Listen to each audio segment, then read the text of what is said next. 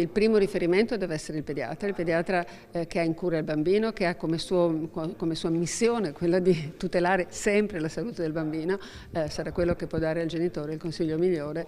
sulle indicazioni e sulle eventuali rarissime, veramente rarissime controindicazioni. Con orari riservati e le corsie dedicate a loro, i centri vaccinali di tutto il Veneto si stanno organizzando in vista di giovedì 16 dicembre, il Vax Day dei bambini tra i 5 e gli 11 anni. Inizio ufficiale della campagna vaccinale dedicata ai più piccoli. 2 dosi ridotte, pari a 1/3 del dosaggio già somministrato agli adulti, inoculate a distanza di 21 giorni, come da circolare del Ministero della Salute. Le prime prenotazioni già da oggi. Tutte le società scientifiche che hanno come loro target la salute del bambino hanno elaborato un documento in cui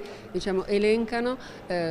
quali sono i vantaggi della vaccinazione del bambino e non da ultimo permettere anche al bambino una vita libera, perché un bambino vaccinato è un bambino che può ritornare in maggior sicurezza a quelle che sono le sue attività di socializzazione, che non sono poco importanti, anzi sono importantissime per l'armonia del suo sviluppo e della sua crescita. Dopo il via libera dell'AIFA sulla stessa lunghezza d'onda dell'EMA, l'Italia procede così con la vaccinazione dei bambini. La campagna estiva che ha provveduto alla copertura vaccinale degli adolescenti è stata, secondo gli esperti, uno dei motivi per i quali l'Italia in questo momento è tra i paesi meno esposti alla quarta ondata. Questo ha permesso al nostro paese, come anche la Spagna o il Portogallo per esempio, di controllare un po' meglio in questo momento